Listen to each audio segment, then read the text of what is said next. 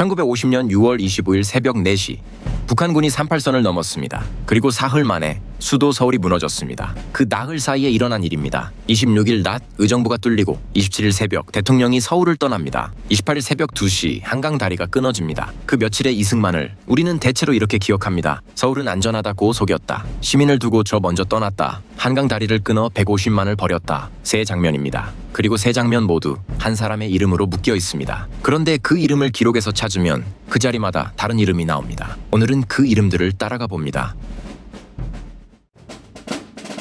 서울은 안전하다. 동요하지 말라. 1950년 6월 라디오에서 그런 방송이 흘렀다고 알려져 있습니다. 시민들은 그 말을 믿고 남았고 대통령은 이미 서울에 없었다. 그렇게 이야기는 굳었습니다. 그런데 이 이야기에는 이상한 데가 있습니다. 이 이야기가 어디서 시작됐는지, 누가 언제 처음 그렇게 적었는지를 찾으면 잘 나오지 않습니다. 그 방송이 정말 있었다면 어딘가에 남아 있어야 합니다. 마침 그때 한국 라디오를 통째로 듣고 있던 곳이 있습니다. 미국의 해외방송 정보국 FBIS입니다. 감청한 내용을 날짜별로 받아 적어 워싱턴에 보고했고 그 전사가 지금도 남아 있습니다. 그 기록을 찾아보면 이승만의 방송은 있습니다. 다만 서울에서 한 방송이 아닙니다. 27일 밤 피란지 대전에서 한 방송입니다. Sochi broadcast 27 June. U.S. aid is on the way.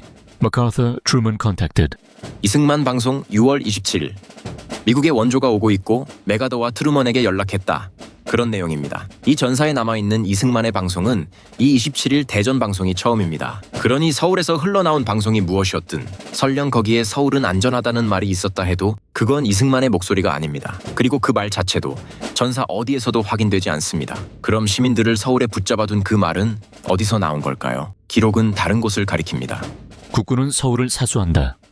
지금 국군은 반격 중이다. 이 발표를 한 곳은 육군본부였습니다. 국방부 군사편찬연구소의 연구는 이것을 거짓 발표라고 적습니다. 시민이 필요한 준비조차 못한 채 서울에 남은 이유로 이 발표를 틉니다. 대통령의 방송에는 그 문장이 없습니다. 시민을 붙잡아둔 말은 군이 했습니다. 70년 넘게 이승만의 입에 붙어있던 그 한 문장은 그의 것이 아니었습니다. 두 번째로 붙은 말은 이겁니다. 저 먼저 도망쳤다. 그가 27일 새벽 서울을 떠난 건 사실입니다. 문제는 그 다음입니다. 우리는 그걸 도주라고 불러왔습니다. 그 판단을 하기 전에 그때 대한민국이 어떤 나라였는지를 봐야 합니다. 정부 수립 22달, 군사력도 경제력도 북한에 밀렸습니다. 개전 전날까지 정은의 휴가령이 내려 있었습니다. 미국도 다르지 않았습니다. 개전 5달 전인 1950년 1월, 미 국무장관 에치스는 태평양 방위선을 발표하면서 한국을 그 선 밖에 두었습니다. 미국 안에는 한반도를 포기하고 일본을 교두보로 삼자는 주장도 있었습니다. 22달 된 나라의 대통령이 그 자리에 있었습니다. 영부인 프란체스카가 쓴 비망록이 개전 이튿날 새벽을 기록하고 있습니다. 이 상황을 기록한 비망록의 내용을 그대로 옮깁니다. 26일 새벽 3시 대통령이 도쿄의 메가더 사령관에게 전화를 걸었다. 전속부관이 전화를 받았다. 그는 장군을 깨울 수 없으니 나중에 걸겠다고 대답했다. 대통령은 벌컥 화를 내며 한국에 있는 미국 시민이 한 사람씩 죽어갈 터이니 장군을 잘 재우시오 라고 고함쳤다. 나는 너무나 놀라 수화기를 가로막았다. 대통령은 마미, 우리 국민이 맨손으로 죽어가는데 사령관을 안 깨우다니 말이나 되는 소리오 라며 몸을 떨었다. 상대편도 미국 국민이 한 사람씩 죽을 것이라는 말에 정신이 들었는지 각하 잠깐 기다려 주십시오 하더니 메가더 사령관을 깨우겠다고 했다. 이 통화 정황은 미국 외교문서로도 확인됩니다. 27일 새벽 강요들이 관저로 뛰어듭니다. 각하, 서울을 떠나셔야 합니다. 비망록은 그의 답을 이렇게 전합니다. 안 돼. 서울을 사수해. 나는 떠날 수 없어. 강요들의 설득 끝에 그는 그날 새벽 열차에 오릅니다. 그런데 대구까지 내려간 뒤 열차를 돌립니다. 서울로 돌아가기 위해서였습니다. 내 평생 처음으로 판단을 잘못했어. 여기까지 오는 게 아니었는데. 그러나 북상하던 열차는 대전에서 멈춥니다. 일장에서 본 그 방송이 그날 밤 대전에서 나옵니다. 떠나지 않겠다고 버티다 떠밀려 나갔고 내려가다 되돌아왔습니다. 이 사람을 먼저 도망친 사람이라고 부를 수 있습니까? 덧붙이자면 전시의 지휘부가 수도를 떠나는 건 병법의 기본입니다. 게다가 서울은 애초에 지켜낼 수 있는 지형이 아닙니다. 임진왜란에도 병자호란에도 서울은 버려졌습니다. 석 달 뒤 서울을 되찾을 때는 북한군 2개 사단이 지켰지만 일주일을 버티지 못했습니다. 1940년 프랑스 정부는 파리를 떠났고 1941년 소련은 모스크바의 정부 기능을 동쪽으로 옮겼습니다. 그리고 넉 달 뒤 인천 상륙 이후 유엔군이 북진하자 김일성도 평양을 버렸습니다. 북한 정부는 강제로 물러났습니다. 같은 행위입니다. 그런데 한쪽만 도주로 불립니다. 남는 문제는 떠남이 아닙니다. 떠나는 동안 서울에 남은 말이었습니다. 국군은 서울을 사수한다. 지금 국군은 반격 중이다. 그 말을 한 곳은 그가 아니었습니다. 세 번째, 가장 무거운 장면입니다. 한강 인도교 폭파. 이것도 이승만이 시켰다고 알려져 있습니다. 폭파는 28일 새벽 2시 반에 일어났습니다. 명령이 어디서 나왔는지 기록을 찾아보면 기록마다 다른 이름이 적혀 있습니다. 국내 전사는 육군 총참모장 최병덕을 지목합니다. 그런데 미 육군 공식 전사는 다르게 적습니다.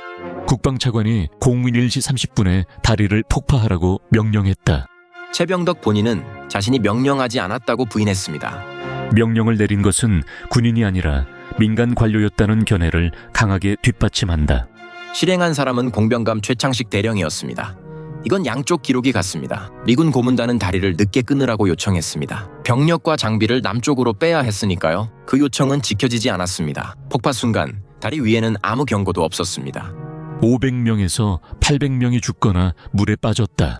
신원이 확인된 사망자는 종로경찰서 경찰 77명입니다. 정확한 규모는 지금도 논쟁 중입니다. 그리고 강 북쪽의 국군 주력이 퇴로를 잃었습니다. 실행자 최창식은 그해 9월 총살됐습니다. 명령을 내린 사람은 끝내 하나로 적히지 않았는데 명령을 받은 사람만 죽었습니다. 13년이 지나 군법회의가 그의 재심을 받아들입니다. 그리고 그는 무죄가 됐습니다. 결정문이 든 근거는 이것이었습니다. 절대적 구속력이 있는 상관의 작전 명령.